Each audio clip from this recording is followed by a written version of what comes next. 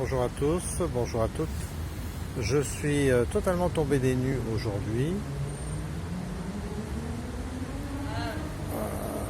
en parcourant le groupe d'une amie qui est modératrice d'un groupe sur la fibromyalgie. Une personne a demandé s'il y avait des hommes qui souffraient de la fibromyalgie.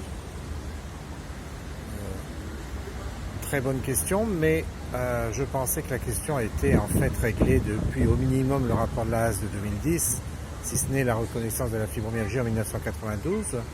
Je m'aperçois donc qu'en fait, il va falloir que nous reprenions les bases.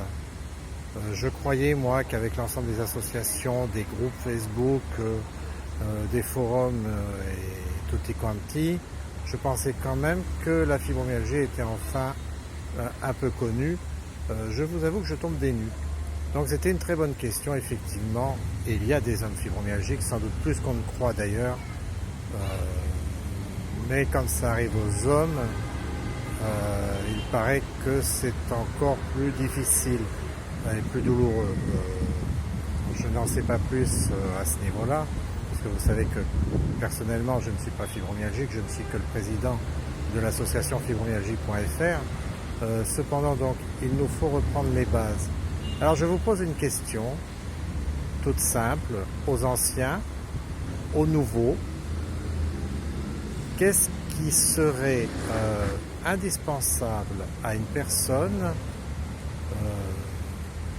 qui viendrait d'être diagnostiquée fibromyalgique? Qu'est-ce qu'elle devrait trouver sur notre site en premier? Quels renseignements devrait lui être nécessaire pour appréhender, comprendre et gérer sa maladie? C'est une question que je vous pose parce que il va falloir qu'on refasse tout le site à partir de cette base-là,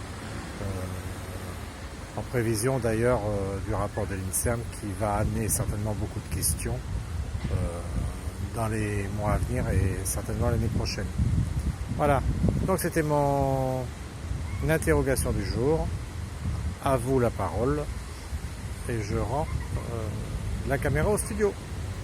Bonne journée à tous, le mieux possible bien sûr.